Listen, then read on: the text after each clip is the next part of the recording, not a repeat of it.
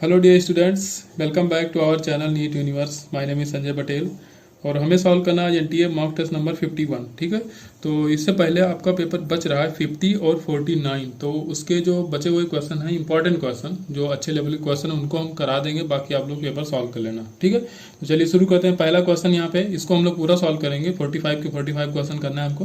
तो चलिए टाइम नहीं खराब करेंगे। यहाँ पे पहला क्वेश्चन दिया गया, यहाँ पे horizontal component of the earth magnetic field यहाँ पे दिया गया आपको 0.36 into 10⁻⁻4 weber per metre square. ठीक है, एंगल ऑफ डिप यहाँ पे कहा गया 60 डिग्री है। तो vertical component of earth magnetic field आपको बताना है। ठीक है, तो इसका फार्मूला लगाना है आपको। tan थीटा इक्वल टू होता है यहाँ पे वी अपॉन वी एच। ठीक है, ये वी एच होगा, तो आपको वी निकालना है। तो वी क्या हो जाएगा, tan theta into V H हो जाएगा। तो वी इक्वल टू हो जाएगा tan थीटा।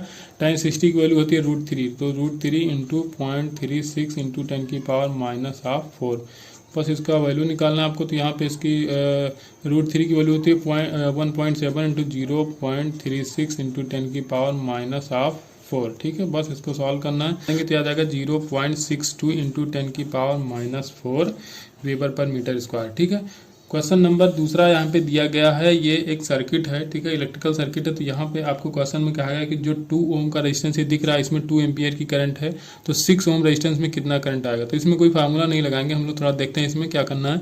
तो अगर 2 एम्पियर करंट यहाँ पे है, तो इसमें भी 2 एम्पियर करंट जा रही है। तो इसमें वोल्टेज ड्रॉप कितना आना चाहिए। वोल्टेज ड्रॉप इस पर जो भी आएगा वो आ जाएगा 2 एम्पियर करंट और 3 ओम रेजिस्टेंस, तो 6 वोल्ट आ जाएगा। ठीक है, यहाँ पे 6 वोल्ट है। तो ये और ये जो ब्रांच है और इसके साथ ये क्या है, पैरेलल में। तो जो ड्रॉप इस ब्रांच में आना चाहिए वही ड्रॉप यहाँ पे आना चाहिए।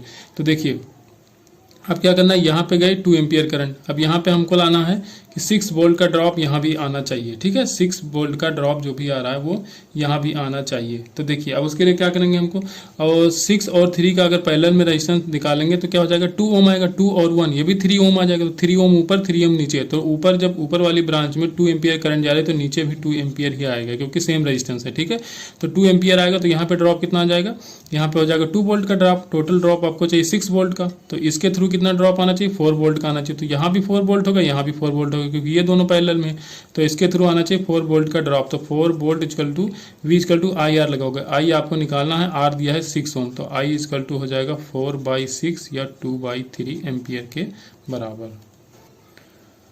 क्वेश्चन नंबर तीसरा यहाँ पे, in every experiment with the potentiometer in the null point state the potential difference between ends of the galvanometer. भैया जब नल पॉइंट मिलता है, जो गैल्वेनोमीटर के एंड्स पॉइंट होते हैं उनके बीच पोटेंशियल डिफरेंस 0 होगा। उसमें कोई भी करंट फ्लो नहीं करती है, तभी वहाँ पे नल पॉइंट मिलता है। तो उनके बीच जो पोटेंशियल डिफरेंस होगा, उसके एंड्स के बीच में जो पोटेंशियल डिफरेंस होगा वो हो जाएगा 0। तो ऑप्शन पहला यहाँ पे करेक्ट हो जाएगा। क्वेश्चन नंबर 4 यहाँ पे दिया गया है। ठीक है, एक सर्किट है यहाँ पे, ये की दी गई, इसको पहले क्लोज किया जाता है, उसके बाद में ओपन कर दिया जाता है। तो इसमें जो दूसरा यहाँ पे कॉयल बना हुआ है, तो इसमें इंड्यूस करंट की डायरेक्शन बताना है। ठीक है, तो यहाँ पे अगर इसको क्लोज करेंगे तो ये पॉजिटिव टर्मिनल बैटरी का, तो ये करंट फ्लो कराएगा इस डायरेक्शन में। तो यहाँ पे करंट ऐसे जा रही होगी। ठीक है, तो ये करंट ऐसे जा रही है। तो करंट की डायरेक्शन में थंब रखो, फिंगर्स को रखो जहाँ पे मैग्नेटिक फील्ड चाहिए। तो यहाँ पे फ्लक्स आउटवर्ड होगा। ठीक है, यहाँ पे आउटवर्ड फ्लक्स बढ़ेगा।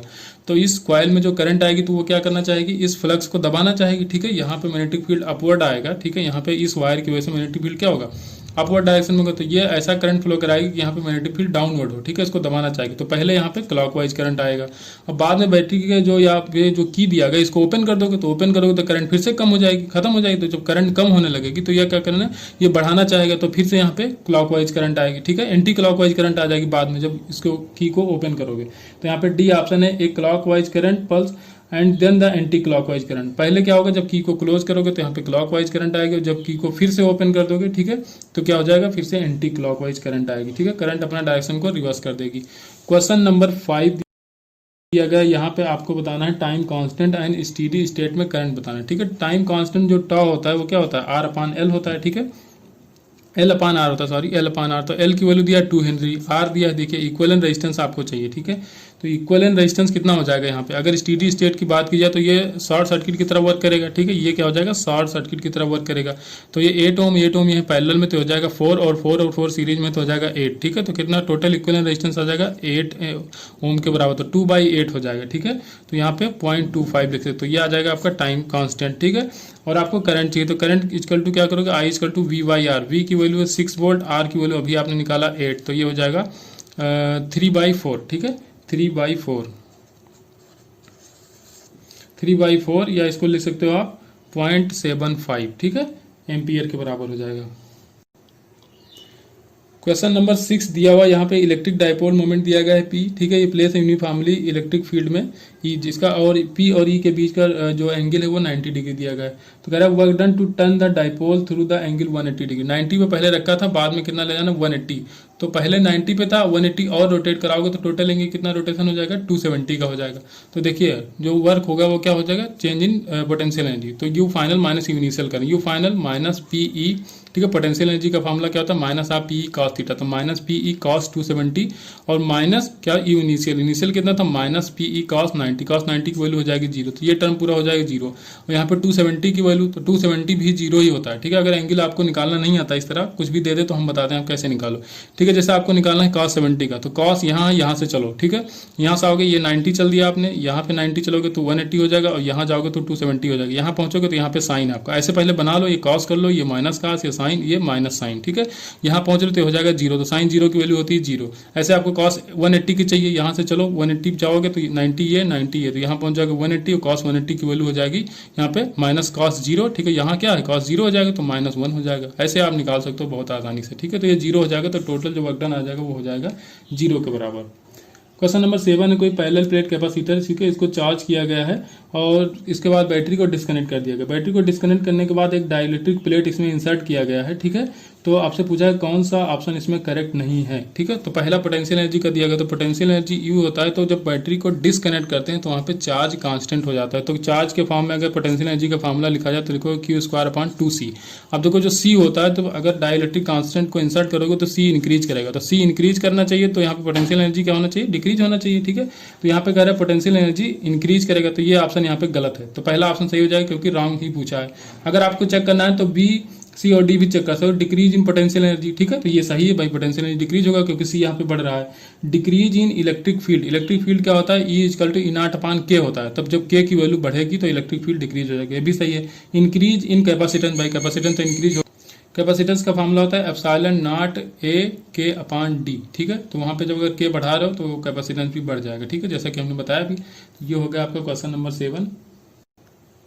क्वेश्चन नंबर 8 है, कोई इलेक्ट्रॉन है जिसको फायर किया गया होमोजेनियस मैग्नेटिक फील्ड में, ठीक है, और यहाँ पे मैग्नेटिक फील्ड का वैल्यू दिया गया है 10 × 10 के बाद -3 टेस्ला के बराबर, परपेंडिकुलर द फोर्स लाइन, ठीक है। जो मैग्नेटिक फील्ड है वो फोर्स लाइन के परपेंडिकुलर है। The velocity of the electron is V=4 × 10⁷ metre per second. What is the tangential acceleration in the magnetic field. देखो टेंजेंशियल एक्सेलरेशन तो 0 होगा क्योंकि टेंजेंशियल फोर्स लगता ही नहीं, फोर्स क्या लगता है, सेंट्रीपिटल फोर्स लगता है। इलेक्ट्रॉन को अगर मैग्नेटिक फील्ड में आप थ्रो करोगे, जैसे ये मैग्नेटिक फील्ड है, ठीक है, मैग्नेटिक फील्ड यहाँ पे इलेक्ट्रॉन को अगर थ्रो करा रहे हो तो इसमें एक परपेंडिकुलर फोर्स लगता है, इसकी वेलोसिटी की डायरेक्शन के परपेंडिकुलर फोर्स लगेगा, जो इसकी डायरेक्शन को केवल चेंज करेगा, इसके मैग्नीट्यूड में कोई चेंज नहीं करेगा, ठीक है। तो इसकी जो वेलोसिटी होगी उसके मैग्नीट्यूड में कोई चेंज नहीं आएगा, सिर्फ और सिर्फ डायरेक्शन बदलेगा। तो यहाँ पे जो टेंजेंशियल एक्सेलरेशन है वो हो जाएगा आपका 0, ठीक है। तो लास्ट ऑप्शन यहाँ पे करेक्ट हो जाएगा। क्वेश्चन नंबर 9 है, इसको देखना है आपको, ये चार्ज पार्टिकल है Q, ठीक है, इसको V0 स्पीड से फेंका गया है। तो कह रहा है जब ये ओरिजिन से पास होगा, ठीक है, जब ओरिजिन से पास होगा तो आपको V0 की वैल्यू बतानी, ठीक है। V0 की वैल्यू क्या होगी जब ये ओरिजिन से पास होगा। तो हम मान ले रहे हैं कि यहाँ से चलेगा, ये एक आर्क बनाएगा ऐसे, ठीक है, तो इस आर्क का सेंटर हो जाएगा यहाँ पे C, ठीक है, और इसका जो ये आर्क बना रहा है उसका रेडियस है स्मॉल r, ठीक है। तो यहाँ से एक परपेंडिकुलर डालोगे तो ये देखो ये एंगल अगर थीटा है तो ये क्या हो जाएगा 90 - थीटा, ये है 90, तो ये हो जाएगा थीटा, ठीक है। तो ये इतना क्या हो जाएगा यहाँ पे, ये हो जाएगा आपका r sin थीटा, ठीक है, ये हो जाएगा r sin थीटा और ये भी हो जाएगा r sin थीटा। तो ये तो जो आपका बड़ा वाला सर्किल था उसका रेडियस है, तो जो बड़ा वाला सर्किल का रेडियस r था वो किसके बराबर हो जाएगा, r sin theta plus r sin theta, तो हो जाएगा 2r sin थीटा। अब जिन लोगों ने मेरी वीडियो पिछली देखी होंगी तो उनको पता होगा ये क्वेश्चन हम करा चुके हैं, ठीक है।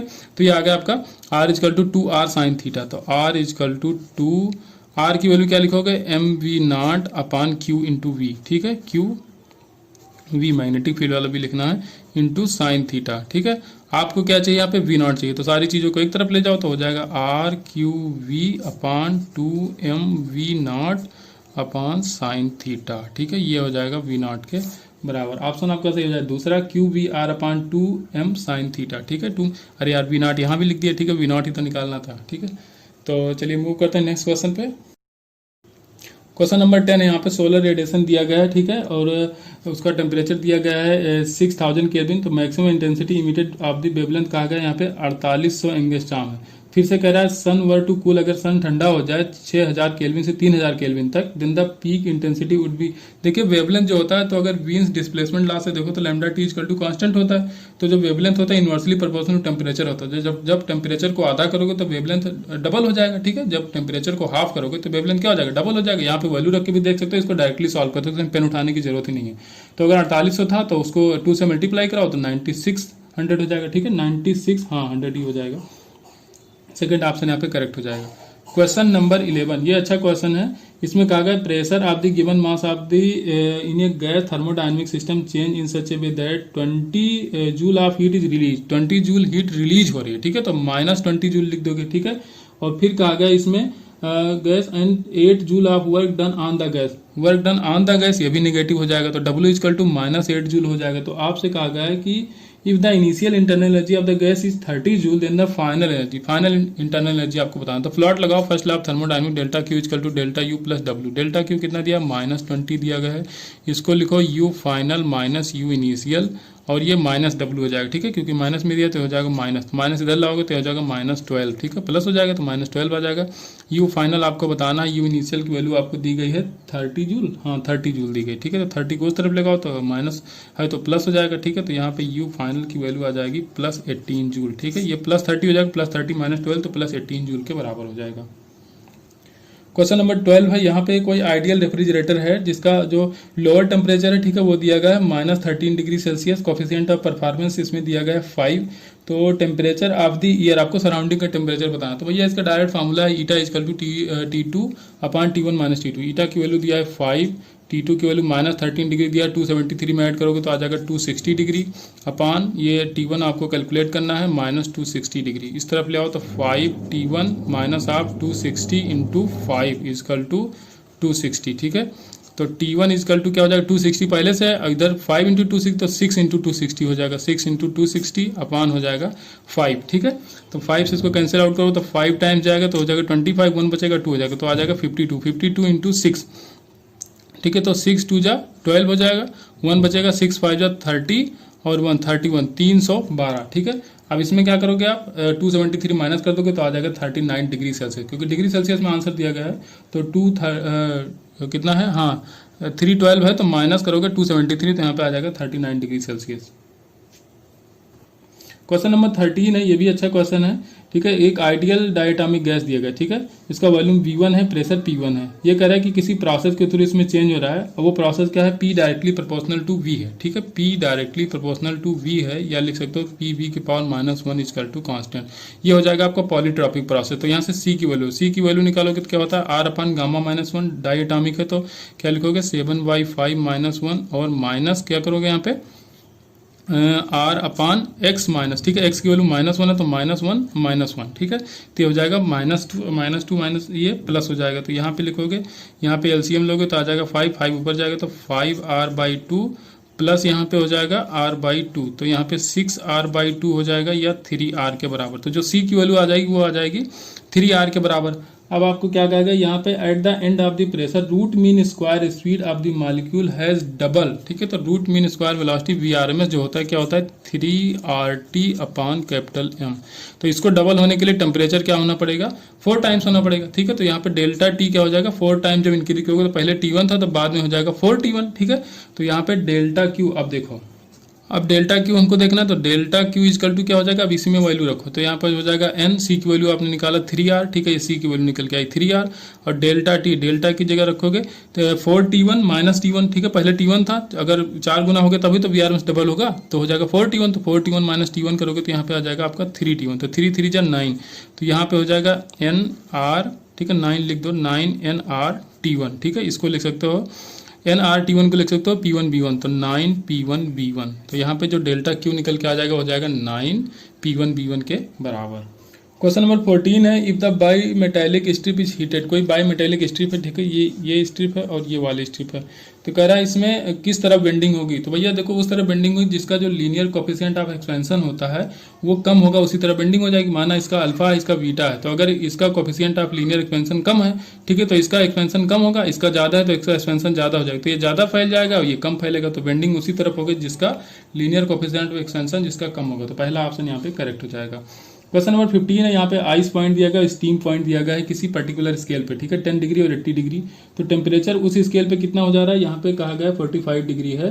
तो temperature on the Fahrenheit degree Celsius पे आपको बताना है, ठीक है, फ़ारेनहाइट में बताना है।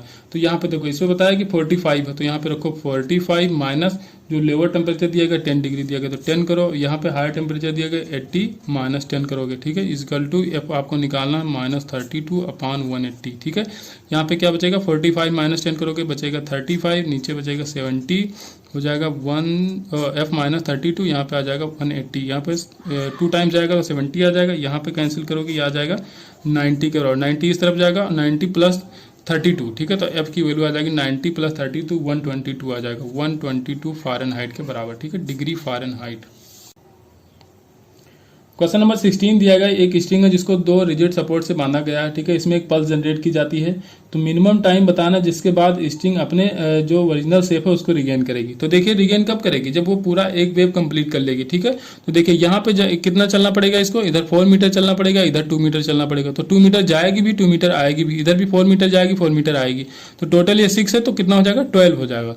तो टाइम इजकल टू क्या लिखोगे, टोटल डिस्टेंस अपॉन इसकी वेलोसिटी। तो टोटल डिस्टेंस चलना पड़ेगा इसको 12 मीटर, वेलोसिटी है 2 मीटर पर सेकंड, तो टोटल कितना इसको ट्रेवल करना पड़ेगा 6 सेकंड। तो 6 सेकंड के बाद में ये अपनी ओरिजिनल पोजीशन को रिगेन कर लेगी। क्वेश्चन नंबर 17 है, इजी क्वेश्चन है, motion of the particle is non uniform when. Non uniform कब होगा भैया, वेलोसिटी में चेंज हो जाए, ठीक है, वेलोसिटी की डायरेक्शन में चेंज हो जाए या स्पीड में चेंज हो जाए, ठीक है, किसी में भी चेंज हो तो नॉन यूनिफॉर्म वेलोसिटी हो जाएगी, ठीक है। तो यहाँ पे पूछा गया motion of the particle non uniform, जब नॉन यूनिफॉर्म कब होगा, उसकी डायरेक्शन में, वेलोसिटी की डायरेक्शन में कोई चेंज कर दो, वेलोसिटी के मैग्नीट्यूड में चेंज कर दो या स्पीड में चेंज कर दो, तो मोशन जो होगा वो नॉन यूनिफॉर्म हो जाएगा। तो ऑप्शन डी यहाँ पे करेक्ट हो जाएगा।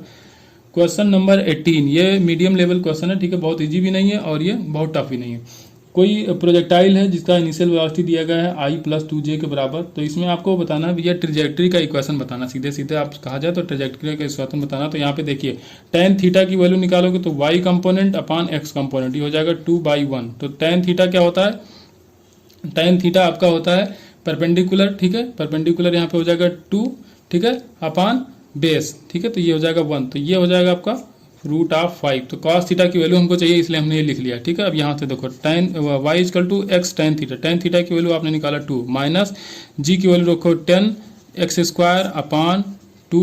अब देखिए u², तो इसका क्या करना पड़ेगा आपको, इसका मैग्नीट्यूड ले लो तो कितना हो जाएगा √5 हो जाएगा, ठीक है। तो लेकिन स्क्वायर करोगे तो क्या हो जाएगा 5 हो जाएगा, ठीक है। तो इसका स्क्वायर हो जाएगा 5। और cos² थीटा, cos थीटा की वैल्यू क्या होती है, परपेंडिकुलर अपॉन हाइपरटेनियस, ठीक है, बेस अपॉन हाइपरटेनियस होता है, बेस अपॉन हाइपरटेनियस। तो cos थीटा की वैल्यू हो जाएगी 1/√5, तो स्क्वायर करोगे तो 1/5 हो जाएगा। तो ये हो जाएगा कैंसिल, 2 से 10 को कैंसिल करोगे 5 आ जाएगा।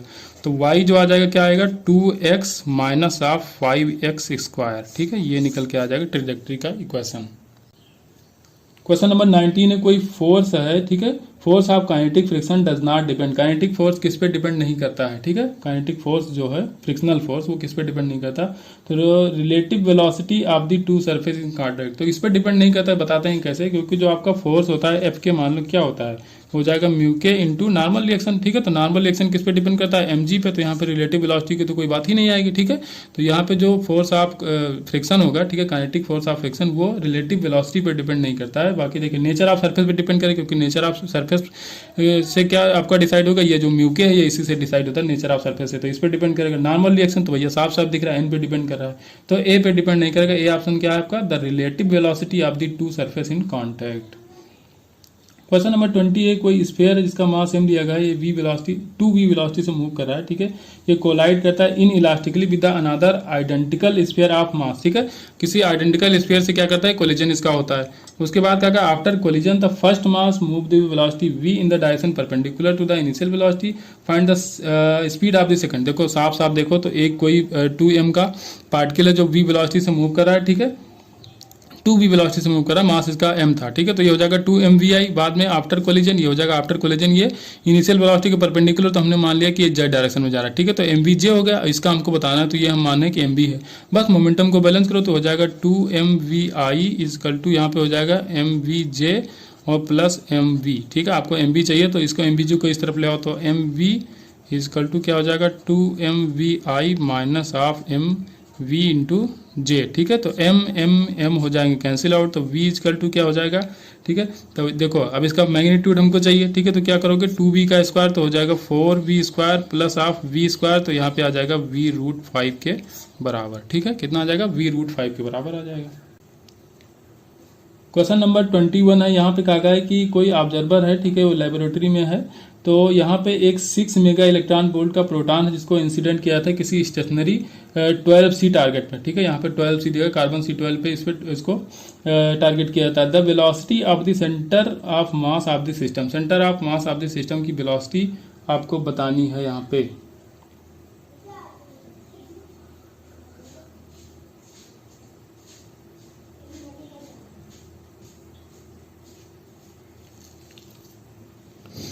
तो चलिए शुरू करते हैं। तो velocity of centre of mass क्या करेंगे, mvcm m1 v1 plus m2 v2 अपान m1 प्लस v1, ठीक है। तो vcm इजकल टू कैसे करेंगे, m1, तो हम प्रोटॉन का मास माना है कि m, तभी तो कार्बन का 12 होगा, ठीक है। तो यहाँ पे हो जाएगा अब v, ठीक है। तो ये हो जाएगा vp प्लस m2 v2, तो वो स्टेशनरी तो हो जाएगा 0 अपान m1 प्लस m2, तो 12 प्लस 1 हो जाएगा 13।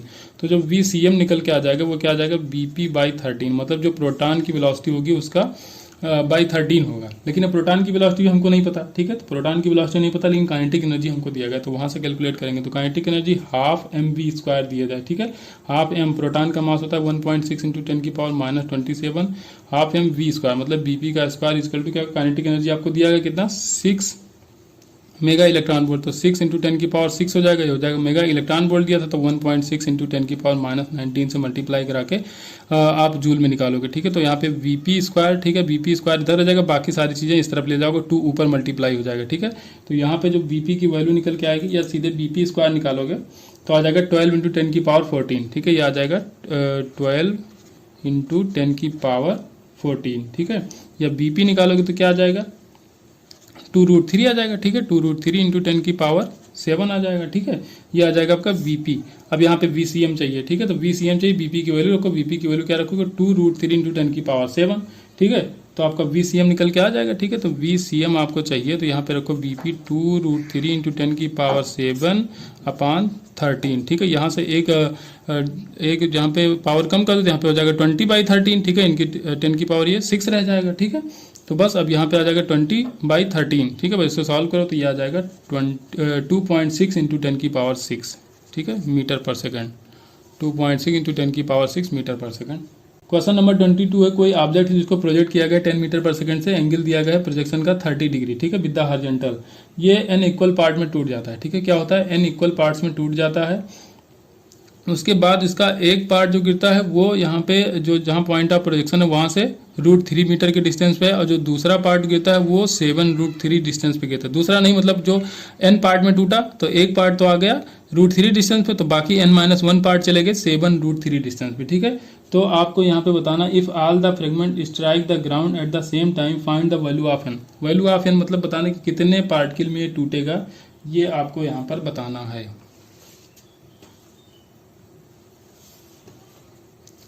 तो देखिए, अगर ये एक्सप्लोड नहीं होता तो इसका सेंटर ऑफ मास कहाँ होता, ठीक है। यहाँ से प्रोजेक्ट हुआ तो ये आके कहाँ पे स्ट्राइक करता है, यहाँ पे करता है, ठीक है।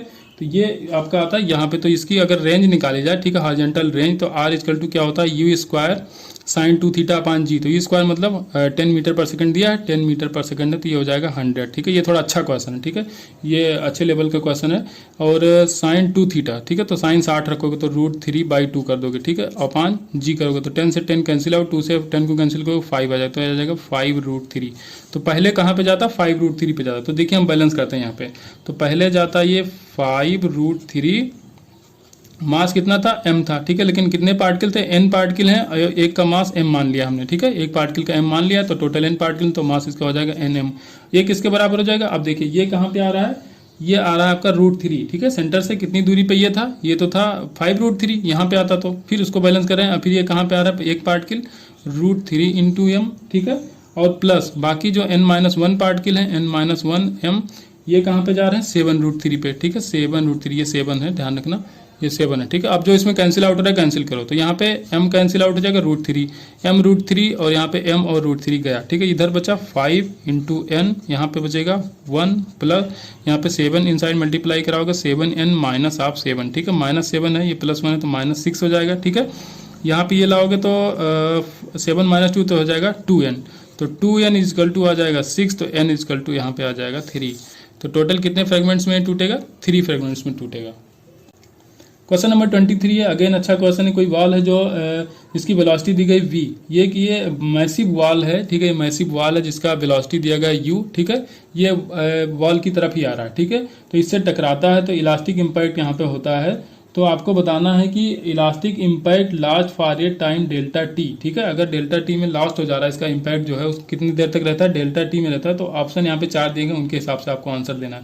तो एवरेज इलास्टिक फोर्स आपको बताना है, ठीक है, तो change in momentum upon delta T कर दोगे, एवरेज इलास्टिक फोर्स आ जाएगा, ठीक है। तो देखिए यहाँ पे जब ये इस पे टकराएगा उसके बाद रिबाउंस होगा तो इसकी वेलोसिटी क्या हो जाएगी? v, ठीक है, फाइनल वेलोसिटी v आ जाएगी। तो यहाँ पे अगर इसकी वेलोसिटी में चेंज देखो, ठीक है, तो कितना हो जाएगा? 2v के बराबर हो जाएगा भाई, v 10,000 तो फाइनल वेलोसिटी आ जाएगी v, और पहले इनिशियल कितना था? v, तो माइनस ऑफ माइनस v, तो यहाँ पे 2v तो हो जाएगा इसकी वजह से चेंज। और प्लस जब दीवार भी चल रही तो जब कोई भी पार्टिकल होता है जिसका मास जिससे वो टकरा रहा है उसके कंपेरिजन में बहुत कम होता है, तो अगर वो जो हैवी वाला मास है, ठीक है, जैसे यहाँ पे वॉल दिए गए तो इसका मास बहुत ज़्यादा है, तो ये अपनी वेलोसिटी का डबल वेलोसिटी उसको दे देता है, ठीक है, सेम डायरेक्शन में। तो वेलोसिटी वॉल का कितना है? 2 है, ठीक है, u के बराबर है, तो ये 2u वेलोसिटी बॉल को और दे देगा। बॉल अपना टकरा के वापस आएगा तो 2v से वापस आएगा, और प्लस ये क्या कर देगा? इसको 2u और दे देगा, तो यहाँ पे हो जाएगा 2u इंटू m कर दोगे, ठीक है, तो ये चेंज इन मोमेंटम हो गया। और अबान क्या करोगे? यहाँ पे डेल्टा टी कर दोगे, तो 2 यहाँ से अगर बाहर कॉमन ले लो तो आपका आंसर मैच कर जाएगा, बी ऑप्शन यहाँ पे हो जाएगा। The average elastic force acting on the wall is 2m bracket में u + v by delta T. ये मैं कॉन्सेप्ट बता चुका हूँ, ठीक है, ये जो 2v वाला है कि अपनी दुगनी वेलोसिटी देता है, एक लिफ्ट के केस में मैंने बताया था इसको आपको। क्वेश्चन नंबर 24 है, अगेन आसान क्वेश्चन है, ठीक है, इसमें कोई पार्टिकल है जो सर्कुलर पाथ में मूव कर रहा है, इसका एक्सेलरेशन वेक्टर जो वेलोसिटी वेक्टर से 30 डिग्री का एंगल बनाता है।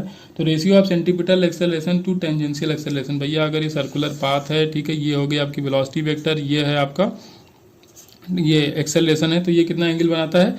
30 डिग्री, ठीक है, थीटा डिग्री बताया है, तो ये हो जाएगा आपका AC, ये हो जाएगा 80, ठीक है, ये हो जाएगा 80, तो ये हो जाएगा कॉस कंपोनेंट, ये हो जाएगा साइन कंपोनेंट, ठीक है, तो tan थीटा इक्वल टू क्या हो जाएगा? AC अपान 80, ठीक है, क्या हो जाएगा? tan theta equal to AC upon 80, तो AC अपान 80 का जो रेशियो आएगा वो tan थीटा के बराबर आएगा, और tan थीटा की वैल्यू यहाँ पे 30 डिग्री दी गई तो 1/√3 हो जाएगा, ठीक है, AC अपान 80 1/√3 हो जाएगा। क्वेश्चन नंबर 25, यहाँ पे कहा गया फाइंड द वर्क डन, ठीक है, to take a particle of mass small m from the surface of earth to the height 2r तक, ठीक है, सरफेस ऑफ अर्थ से 2r हाइट तक ले जाना है। तो भैया कुछ नहीं, यहाँ पे जो पोटेंशियल एनर्जी में चेंज हो रहा है वही हो जाएगा वर्क डन। तो फाइनल पोटेंशियल एनर्जी -gmm अपान r, सरफेस से 2r पे आ रहा है तो जा रहा है, ठीक है, तो r + 2r करोगे और minus of -gmm upon earth surface पता हो क्या रखोगे? r रखोगे, ठीक है, कैपिटल R रखोगे, बस इसको सॉल्व करो आंसर आ जाएगा। तो डेल्टा टी इक्वल टू हो जाएगा -gmm, यहाँ पे एलसीएम लोगे तो हो जाएगा 3r का एलसीएम, यहाँ से r कैंसिल आउट होंगे, माइनस माइनस हो जाएगा प्लस, तो प्लस हो जाएगा यहाँ पे 3gmm, ठीक है, तो 3gm माइनस m, तो यहाँ पे 2gmm हो जाएगा, ठीक है, तो ये हो जाएगा आपका 2gm स्मॉल m अपान 3r, ठीक है, यहाँ पे r से नीचे और ऊपर मल्टीप्लाई कराओ तो gm अपान r स्क्वायर, ये हो जाएगा स्मॉल g की वैल्यू, तो यहाँ पे डेल्टा u, क्योंकि स्मॉल g के फॉर्म में आंसर दिया गया तो ये हो जाएगा 2gmr अपान 3, ठीक है, ये हो जाएगा आपका वर्क डन। du क्या हो जाएगा? वर्क डन के बराबर हो जाएगा, तो ऑप्शन यहाँ पे लास्ट करेक्ट हो जाएगा 2mgr अपान 3। क्वेश्चन नंबर 26 से कोई जियो स्टेशनरी सैटेलाइट है जो किसी ऑर्बिट में मूव कर रहा है, ठीक है, ऑर्बिट में मूव कर रहा है तो उसको किसी दूसरे ऑर्बिट में ले जाया जा रहा है जहां से उसका डिस्टेंस क्या हो जाए? डबल हो जा रहा है, ठीक है, ऑर्बिट का जो रेडियस हो जा रहा है वो डबल हो जा रहा है। तो टाइम पीरियड क्या हो जाएगा? तो टाइम पीरियड टी क्या होता है? t² directly proportional to r³ होता है, तो t2 upon t1 equal to r2 upon आवर की पावर हो जाएगा 3/2 के बराबर। तो यहाँ पे हो जाएगा t1 कितना था? 24 आवर था, यहाँ पे हो जाएगा r हो जाएंगे कैंसिल, तो 2 की पावर 3/2 है तो 2√2 हो जाएगा, ठीक है, तो यहाँ पे हो जाएगा 48√2 आवर्स के बराबर। Question number 27 again easy question है, ठीक है, जहाँ पे ई लिखा है समझ जाओ इजी क्वेश्चन। यहाँ पे 2 आइडेंटिकल स्प्रिंग दिया गया है, एक बार पैरेलल में लगाए गए, दूसरी बार यहाँ पे सीरीज में लगाए गए, तो यहाँ पे फ्रीक्वेंसी बताना, फ्रीक्वेंसी का रेशियो बताना सीरीज और पैरेलल का, ठीक है। तो देखिए फ्रीक्वेंसी का फॉर्मूला f इक्वल टू क्या हो जाएगा? 1/2 पाई रूट में क्या हो जाएगा? k/m, क्योंकि टाइम पीरियड क्या होता है? t equal to 2 pi m upon क्या होता है, लेकिन फ्रीक्वेंसी 1/t होता है, तो सब उल्टा हो जाएगा, ठीक है।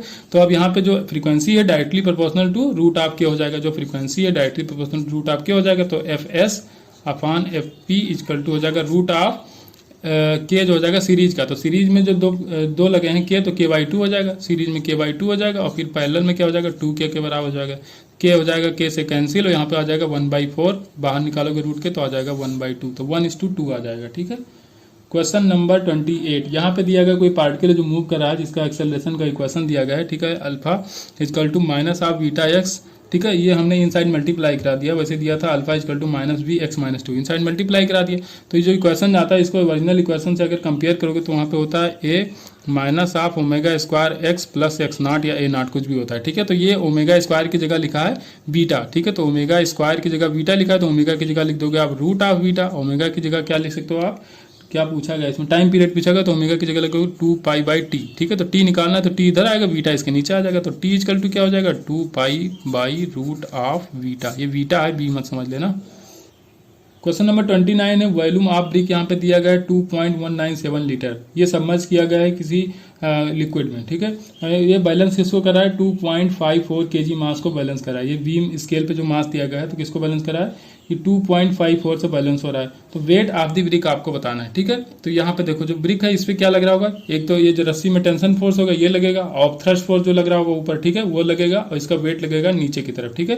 तो ये इक्विलिब्रियम पोजीशन पे आ गया, तो टोटल जो इस पे लग रहा है फोर्स, तो वो किसके बराबर हो जाएगा, 0 के बराबर हो जाएगा। तो टोटल फोर्स क्या लग रहा है, टी ऊपर की तरफ लग रहा है, प्लस एफ बी जो अब थ्रस्ट फोर्स लग रहा है वो ऊपर की तरफ लग रहा है। ठीक है।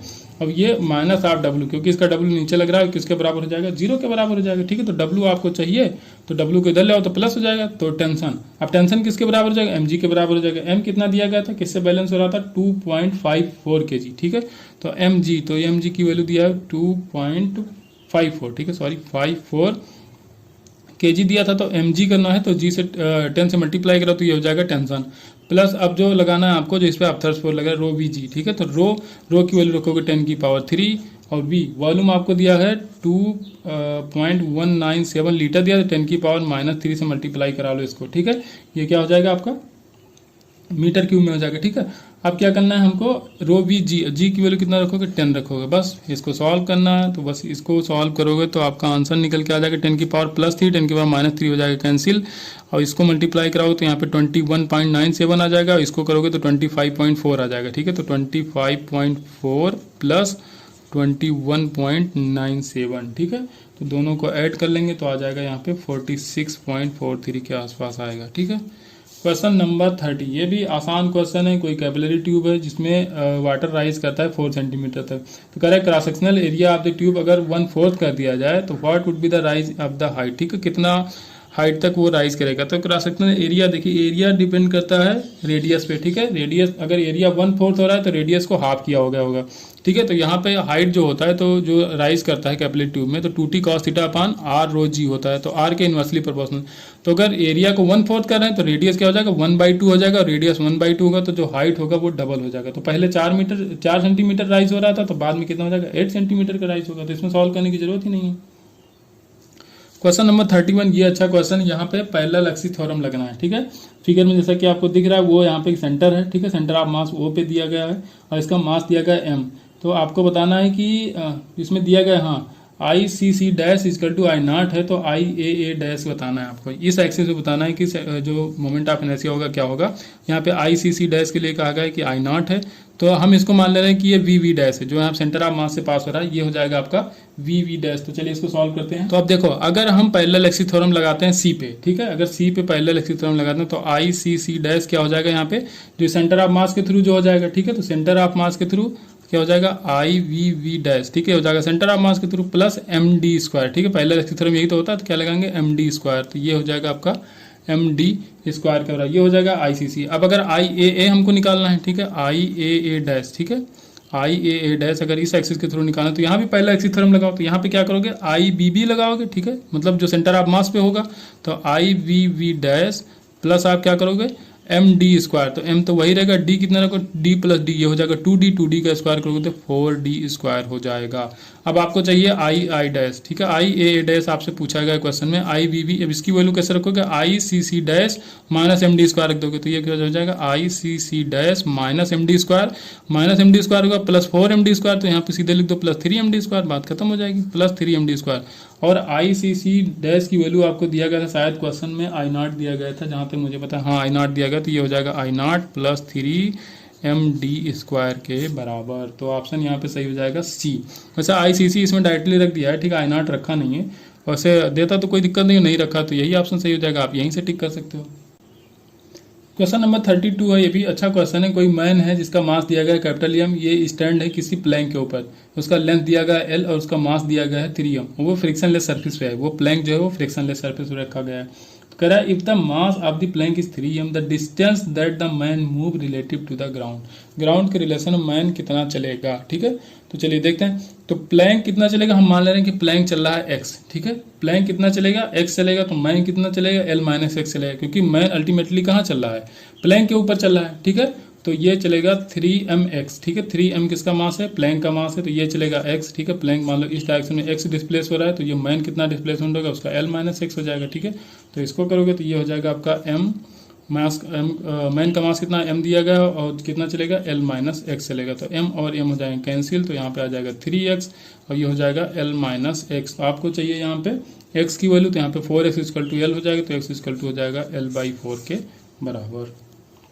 अब देखो डिस्प्लेसमेंट ऑफ मैन, ठीक है, ये तो आ गया प्लैंक, क्योंकि x हमने किसका माना था, प्लैंक का माना था, ठीक है। तो आपको चाहिए मैन का डिस्प्लेसमेंट, तो वो कितना हो जाएगा, l माइनस एक्स कर दोगे, ठीक है। तो l माइनस एक्स करोगे, l की वैल्यू यहाँ पे, हाँ l तो ऐसे रहेगा, x की वैल्यू आपने निकाला l/4, ठीक है, तो यहाँ पे आ जाएगा 3l/4। तो जो मैन चलेगा ग्राउंड के रेस्पेक्ट में वो चलेगा 3l/4।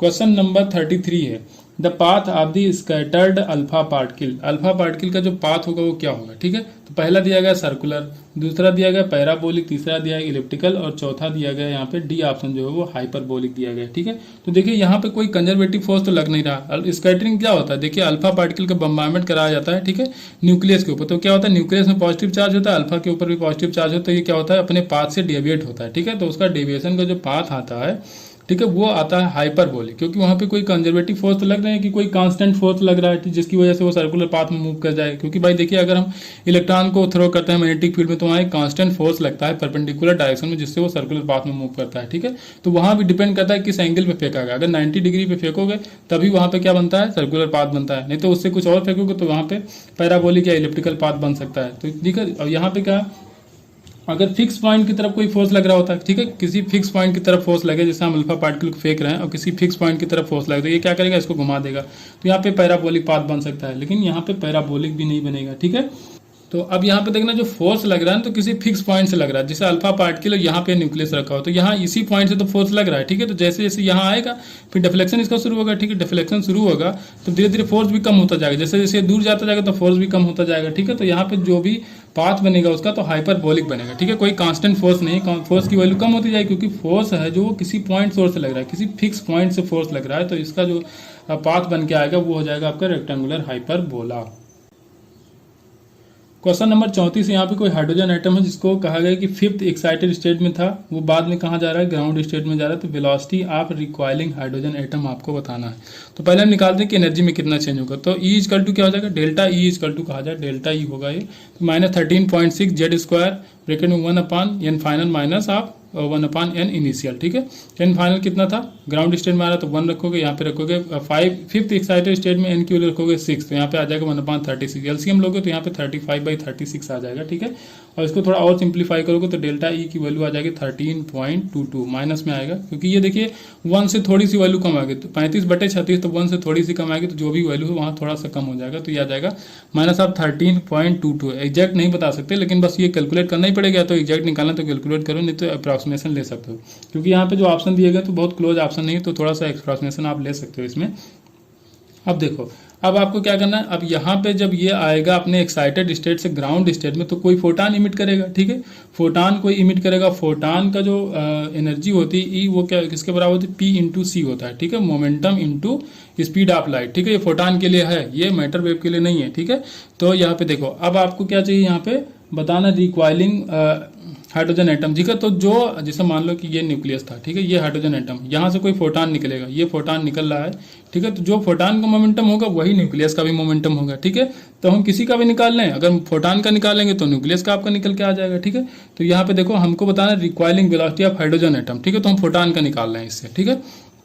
तो E = हो जाएगा PC, क्योंकि एनर्जी हमको पता है, ठीक है। तो एनर्जी पता है और आपको निकालना है, आपको यहाँ पे V चाहिए, ठीक है। तो यहाँ पे हो जाएगा P = E/C, ठीक है। तो P क्या होता है, mv होता है, तो m यहाँ नीचे ले आओ तो जो वेलोसिटी आ जाएगी तो हो जाएगा E/C × m के बराबर। E की वैल्यू है 13.22, ठीक है, वैल्यूज रखना है आपको, इंटू अब देखिए इलेक्ट्रॉन वोल्ट में है तो 1.6 × 10⁻⁻19 से मल्टीप्लाई करो तो जूल में आ जाएगा। अपान cm, c की वैल्यू 3 × 10⁸, और जो मास रखोगे वो कितना रखोगे आप यहाँ पे, तो वही प्रोटॉन का मास रखोगे। हाइड्रोजन एटम क्या है, प्रोटॉन का मास रखोगे 1.67 × 10⁻⁻27, ठीक है। तो वेलोसिटी यहाँ से आ जाएगी 4.2 मीटर/सेकंड के बराबर।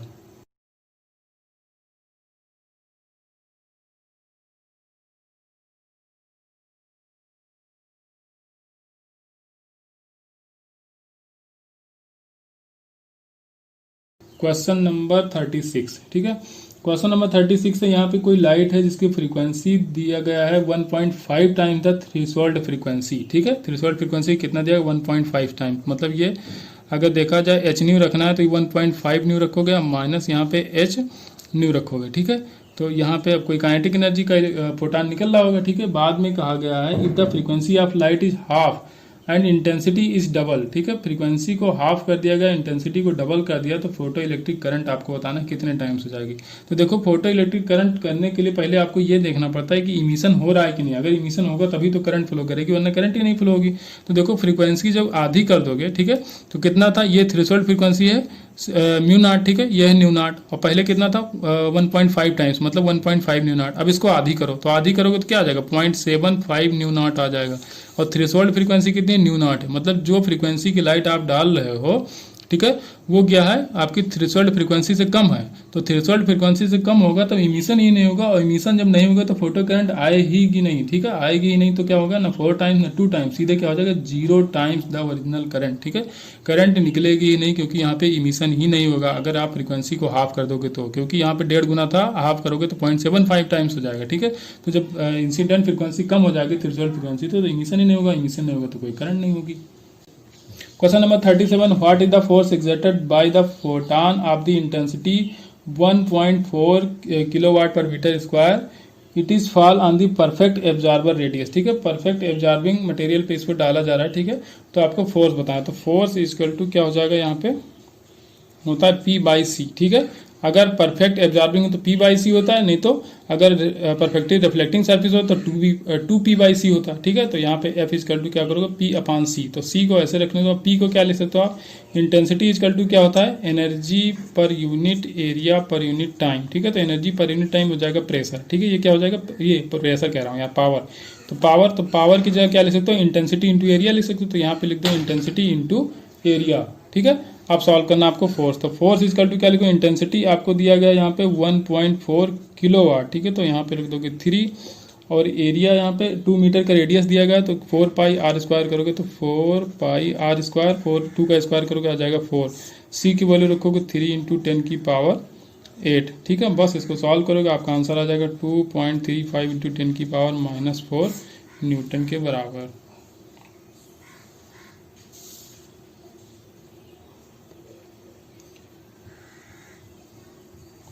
क्वेश्चन नंबर 38 है, ठीक है। यहाँ पे बताना है कि ये कौन सा लॉजिक गेट बनेगा, इक्विवेलेंट सर्किट या क्या बनेगी, वो आपको बताना है, ठीक है। तो यहाँ पे क्या आ जाएगा आपका, ये हो जाएगा V और ये हो जाएगा A, तो यहाँ पे आ जाएगा A.V का बार, क्योंकि नैंड गेट है। यहाँ पे क्या हो जाएगा V.C का बार, यहाँ पे क्या है नार गेट है, तो A.V का बार है पहले से, और प्लस क्या हो जाएगा V.C का बार, और दोनों पे फिर से बार लगेगा क्योंकि ये नार गेट है। तो यहाँ पे जब बार कैंसिल होगा तो साइन क्या होगा, चेंज हो जाएगा। तो यहाँ पे आ जाएगा A.V.C, ठीक है। तो 2 बार तो V आएगा नहीं, तो ये सीधे हो जाएगा A.V.C, तो ये हो जाएगा आपका एंड गेट, ठीक है। तो बी ऑप्शन करेक्ट हो जाएगा, हो जाएगा एंड गेट के बराबर।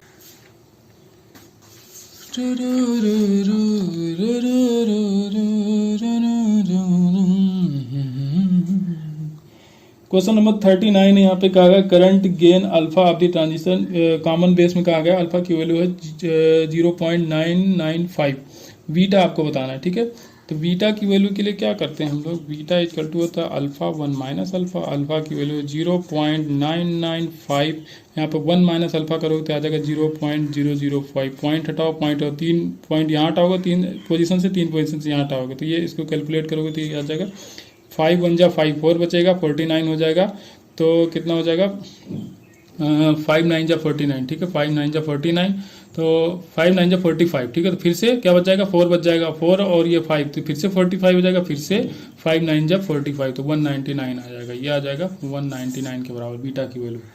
क्वेश्चन नंबर 40, ये सब इजी क्वेश्चन है, एकदम इजी क्वेश्चन है।